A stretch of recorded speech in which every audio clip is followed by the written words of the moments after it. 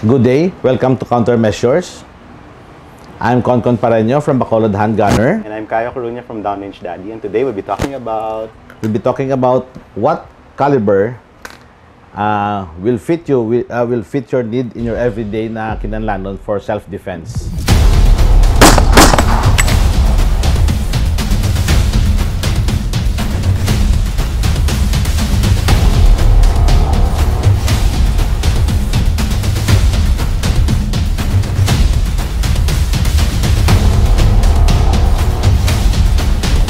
Concon, I'm just curious now, being a gun store owner and having been in the industry for quite some time, no?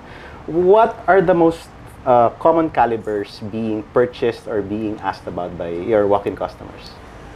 90% of our clients, ang gina-purchase nila are 9mm pistols. 9mm is very popular precisely because probably kaya mo ginagamit sang police officers kagang ammunition is readily available. Ang mga pistols na makita nyo are mostly 9mm except this 1911 na tactical, which is a 45 caliber, and this 380 Glock 42 by Glock USA. Okay, personally, I come from the world of the 1911 and the 45s. No? I was issued one when I was a second lieutenant, and I've had extensive experience with these, but over the years, no, and as we modernize our fighting techniques, our defensive styles, no, for me, I would have to vote the 9mm as a personal defense gun. You know, that's the caliber I'd be carrying myself. So, just to make it clear, we have personally cleared and tested these firearms, so they're all safe, no, for handling. Just to be sure for the safety freaks out there. So back to what I was saying, Tito Concon, in my experience, I come from the world of the 1911 and the 45 caliber pistol, but over the years now, we have progressed both in the technology of the ammunition, and that's why lately I've been training and carrying the 9mm. That's my personal choice for a defensive caliber po. Yeah, correct. And very popular right now sa self-defense, no, home defense, is this Glock 9mm. Ang Glock 9mm This is a Glock 19, very popular among new buyers, mga new firearm owners. Ang amuning latest nga isa is the Glock 19X. Actually, friends, ang ammunition usually ginaawayan na sa permi bro, kung anong mayong ammunition. Anong pinakakusog, may ibang nag-aaway nga 45, 9mm, 380. The caliber wars. Yeah, the caliber wars. Pero ang libro, gahambal, FBI study shows that ang caliber wala ga matter. Yes. It's the shot placement. That's right. May kilala ko, bro, no, na 22 caliber ang iya, ginhold up siya. Ang hold upper, is 9mm. Naigo niya, isa katiro, no? Yeah. Center mass. Patay, siya, why siya naigo. So, caliber doesn't matter. Ang placement yun ang important. I have to agree. As an instructor myself, I do put a premium on accuracy and precision over caliber. So, yeah, I've seen how the 45 works. I mean, it's powerful, yes, but for me to be able to follow up shots using the 9mm is golden. And with the new defensive rounds coming out, the 9mm, the hollow points, those HSTs, grabe, no? The terminal ballistics are awesome defensively. And I have a client, he was shot 7 times with a 45 caliber and he survived. Wala siya na wala siya naigo sa mga critical na area. And I was myself surprised. Of course. So, dito mo makita kag dugang pang FBI study sa US na it is not the caliber. Yes. No, it's the placement of the shot ang importante gid. So, follow up dito, Concon. If I were to come in your shop and I were to ask you what pistol or what caliber I should be training with, which of these guns that you sell here would you most likely recommend? Usually kung first timer, if it's a male, gina-recommend kong 1911. Yes. If it's a male. Of course. Para sa akin, ang Glock is not for a first-timer na gun owner. No? Because kulang na siya safety feature. Of course, mahambalta nga the safety is on our trigger finger, pero considering na baguhanon no, baguhanon, wala training, no, ina-recommend pa naman mag-train sila sa range. 1911 para sa akin is the best sa beginner. Kung babae, I recommend revolver for a start. Unless may preference sila yan ila. We have a working knowledge on our preferred calibers na. But what would you suggest someone without prior experience buy and why? Okay. Ergonomics, whatever so caliber. Yes. Considering that they are first timers, ang gina-recommend ko gid is the 1911. Okay, whether it's a 45 or a 9mm. Pero usually sa 45 sa 1911 45 caliber gid sila eh. This is known sa 45 caliber na na amo. It was built around that caliber. Yeah, so amo na siya. And then ang secondary ang consideration is the grip. So ginapakapta namon silang pusil kung diin sila komportable. So whether it's a 1911 or a Glock or a Taurus, ginapakapta ko gina sila. Nga usually kung anong kamot mo, comfortable na sa kamot mo, ma'am, sir. And for the ladies, ang gina-recommend ginamon is a revolver for a starter. And just before we started our segment diri, may client ko. He was looking for a 22 caliber pistol for his wife.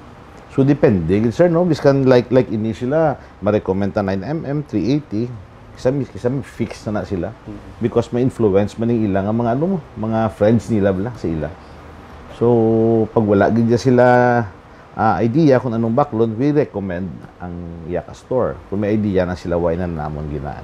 Ako, I would have to agree with you dito, Concon, because for me, first-time shooters should first be, they should first be oriented with the safety of the firearm. So, for me, a visible safety is very important, and 1911s have visible safeties now. They have an external safety right there, as opposed to the wonderful Glocks that you have here. No, the trigger finger is your safety. It's the last line of defense before the gun goes boom. Yeah. So, to answer the question of what I would look for in a pistol for a beginner, I would look for something that has an external safety, something that has a natural grip angle, because the grip angles of these two different kinds of pistols are also night and day. For me, when I shifted to the Glocks a few years after I was issued my 1911, I found it difficult to point with the Glock. I was either shooting left or I was shooting high. Must be because of the unnatural Glock grip. But then you always have to offset your inadequacies with training. Yun lang naman. And the next thing I would look for is, of course, round count.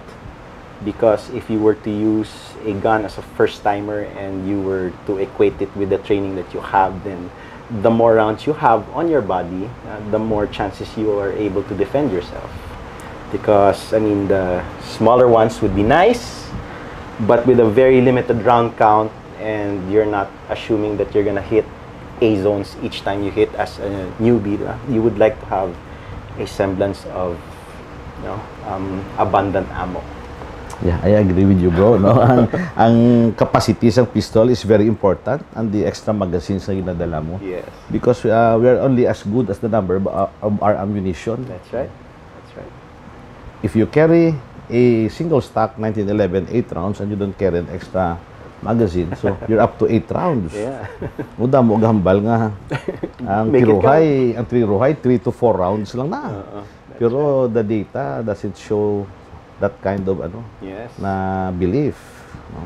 So the more number of rounds nga sa imo, the better your chances of surviving a firefight in case may involved sa firefight, which hindi ta gusto. Not even the most trained people would like to get into a gunfight, that's for sure.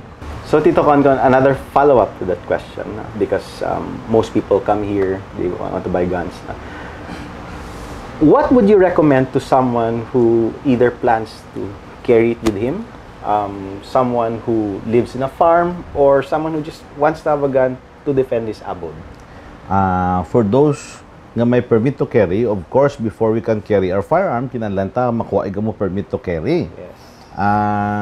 Kung plan nyo sa salakyan man lang, ibili ng salakyan, 1911 full size or the Glock full size, any full size pistol, mas mayo. Sa pistol bro, mas laba, mas bugat, mas stable. I agree. I agree. If you want to carry sa body mo, of course we have smaller firearms. So these are small calibers firearms man nga pwede gid. No, as long again kompletong papers ta.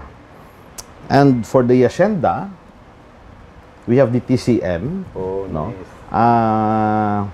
This is a 22 TCM, a very powerful na pistol round. 22 ni siya, 45 grains. Ang Armalite is 55 grains. And ang yan ni siyang pistol is a 1911 body man. Wow. So this is a very powerful, probably one of the most powerful pistol na available sa market. So ini gina-recommend ko ni pag may senda ka, pag may fish pond ka. No? Kaya ano ni siya, it's just like carrying a Rifle. Shorter version of a baby Armalite. In fact, Tito Con, I shoot 200-meter targets with these TCMs off my 1911. Okay, so can you imagine 200 meters? Yeah, when I demonstrate to my students na and there's a range available, I really demonstrate the capability of the Tuason Craig Micro Magnum. It's designed by Armscore in collaboration with Mr. Craig. It's a very, very good round, I have to agree. And if I did live in a farm or had a farm myself, it would be one of my choices na, the 22 TCM. Very good round. So damo nagabakal, usually may mga farms mo gina-recommend ko. I don't recommend mga short barrel pistols sa mga clients ko. All my handguns are also full size or even 6-inch barreled guns. Okay? I am a believer that under stress you have to be able to manipulate your handgun and any weapon. So the longer the weapon, the more chances of you aiming properly and delivering combat effective shots. Correct. And ang isa nga gina-consider ko as a firearm dealer, bro, no? Yes, ang slide. There are firearms nga nipis ang slide. So once mag-jam ang pusil, budlay sa i-manipulate. That's right. Especially under stress ka. So bias ko ni sa mga firearms nga ang slide dagko like this Glock 1911. Yes. May mga firearms nga nipis, half ang size ang ilang nga slide. So budlay siya in case may emergency. I've found that in the course of my teaching, under stress, it is easiest to rack the slide this way. And the mere fact that the Glocks, the newer Glocks coming out now, have serrations both forward and rearward, that it really helps the defender to get that round. Yeah. Correct. So Tito Concon, to recap everything that we've just discussed so far, so we both agree that the best caliber for someone who would like to get into shooting for the purpose of defense would have to be the 9mm. The 9mm. The ubiquitous 9, available anywhere, available almost anywhere in the world. Good stopping power and easy to deliver follow-up shots. And we both agree that a full-size gun for the beginner with an external safety is the way to go. For someone who would like to use it in the farm, get a caliber that will allow you to shoot that distance. Diba? The 22 TCM. The 22 TCM. Okay. And for those who would like to carry with them in their person, a little bit smaller, but again, in 9mm. Yeah. Handgunners, friends, Glock is available at Handgunner. No, we have this Glock 19X, a very beautiful gun. No, we have Kimber, and we have Armscore, and we have this new gun, the China Glock. No, come visit Handgunner. No, i-feel ang China Glock ta, this thing So, Doon tayo. thank you very much for watching Countermeasures. This is Cayo from DOWNRANGE Daddy. And I'm Concon Parreno from BACOLOD Handgunner. good day. Good day.